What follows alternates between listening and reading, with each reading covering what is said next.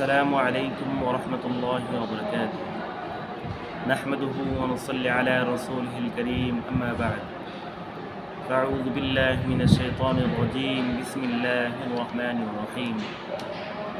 সম্মানিত উপস্থিতি, আজকের এই তারাবির সালাতে আমাদের যে কোরআনের পাঠ অংশটুকু তেলাওয়াত করা হবে তা হলো পঞ্চম পারার শেষ অর্ধাংশ এবং ষষ্ঠম পারা। এখানে সূরা নিসার শেষ অর্ধাংশ এবং সূরা মাঈদার 2/3 পাঠ করা হবে। সূরা মাঈদা এমন একটি সূরা, এমন একটি বিধিবিধান সংবলিত সূরা যেখানে আল্লাহ পাক রব্বুল আলামিন এমন 18টি বিষয় উল্লেখ করেছেন যা অন্য কোনো সূরায় আল্লাহ পাক রব্বুল আলামিন উল্লেখ করেননি।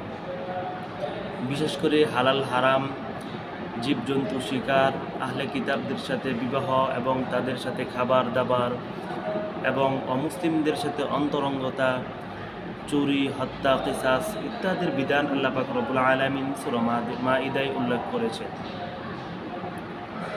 এবং এই 1.5 পারা জুড়ে তারাবির মধ্যে যে আজকের এই 1.5 পারা তেলাওয়াত করা হবে, যে পারাটুকু আজকের এই তারাবির সালাতে তেলাওয়াত করা হবে, এখানে যে ঘটনাটুকু বেশি উঠেছে তার মধ্যে একটি ঘটনা হলো সাহাবায়ে কেরাম রাদিয়াল্লাহু তাআলা আনহুম এক যুদ্ধ থেকে মদিনায় ফিরে এসেছিলেন।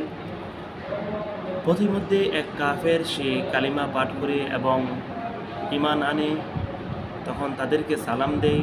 তখন সাহাবায়ে কেরাম মনে করলেন ওই ব্যক্তি নিজেকে বাঁচানোর জন্য সে কালিমা পাঠ করেছে এবং ঈমান এনেছে, তখন তারা তাকে হত্যা করে নেয়। তখন আল্লাহ পাক রব্বুল আলামিন জানিয়ে দিলেন কোনো ব্যক্তির বিষয়ে যা না জেনে তাকে ফয়সালা না দেওয়া। এবং এখানে সূরা মাঈদায় আল্লাহ পাক রব্বুল আলামিন বনী ইসরাইলের বিভিন্ন ঘটনাবলী উল্লেখ করেছেন এবং যে তারা এই মর্ম উদ্ধত হয়েছে যে আল্লাহ পাক রব্বুল আলামিনকে না দেখে তারা আল্লাহ পাক রব্বুল আলামিনের ঈমান আনবে না, এবং তারা আল্লাহ পাকের প্রকাশ্যে অবাধ্যতা এবং কুফর ও শিরকের মধ্যে লিপ্ত হয়েছিল। তারা বাসুর পূজায় লিপ্ত হয়েছিল, তারা শনিবারের মাছ ধরাকে তারা অস্বীকার করেছিল, এটার বিধান তারা লঙ্ঘন করেছিল। শনিবারে তারা মাছ ধরতে গিয়েছিল এবং মাদকের মতো ভয়াবহতা জিনিস আল্লাহ পাক রব্বুল আলামিন এখানে বর্ণনা করেছেন। ইহুদিরা হযরত ঈসা আলাইহিস সালামকে হত্যা করার ষড়যন্ত্রে লিপ্ত হয়েছিল। তখন তারা তাদের সহপাঠীকে ঈসা আলাইহিস সালাম মনে করে ঝুলানো হয়। এখানে আল্লাহ পাক রব্বুল আলামিন সূরা মাঈদায় আরেকটি বিধান উল্লেখ করেছেন, ঘটনা উল্লেখ করেছেন, তা হলো কাবিল কর্তৃক হাবিলকে হত্যার বিষয়টি, যা এটা পৃথিবীর সর্বপ্রথম রক্তপাত। আল্লাহ পাক রব্বুল আলামিন এখানে এই বিধানটি জানিয়ে দিয়েছেন একজন মানুষকে হত্যা করা মানে পুরা মানব জাতিকে হত্যা করার নামান্তর।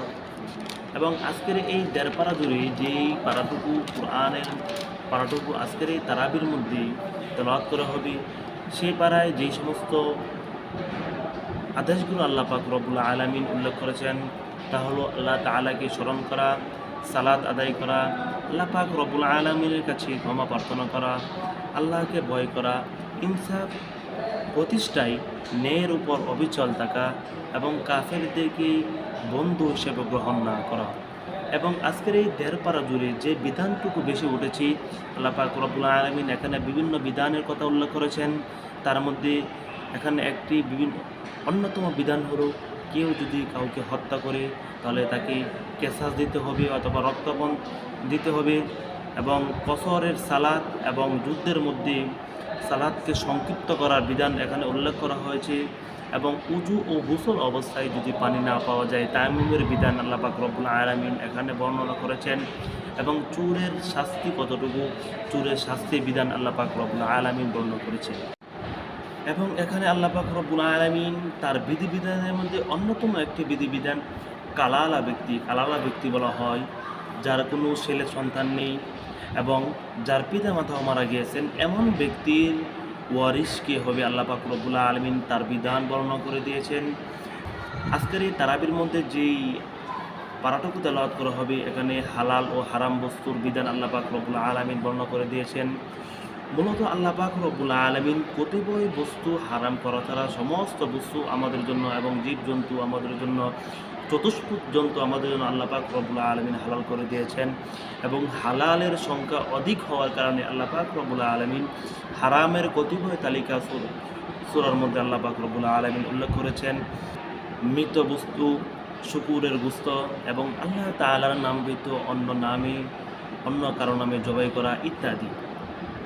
এবং আল্লাহ পাক রব্বুল আলামিন এই সূরায় শিরকের শাস্তি কেমন হবে সেই ভয়াবহ শাস্তির কথা আল্লাহ পাক রব্বুল আলামিন বর্ণনা করে দিয়েছেন।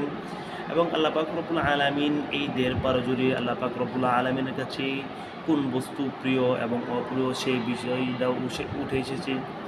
কোন বস্তুটাও আল্লাহ পাক রব্বুল আলামিনের কাছে প্রিয় অপ্রিয় এখানে উঠে এসেছে।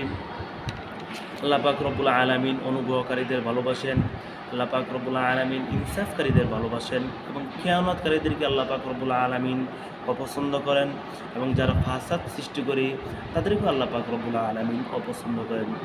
সর্বোপরি আজকের এই দেড়পাড়া থেকে আমরা যে বিষয়টা শিক্ষা গ্রহণ করতে পারি, এখানে আল্লাহ পাক রব্বুল আলামিন আমাদেরকে বোঝাতে চেয়েছেন যে মান ইজ্জতের মালিক একমাত্র আল্লাহ তাআলা।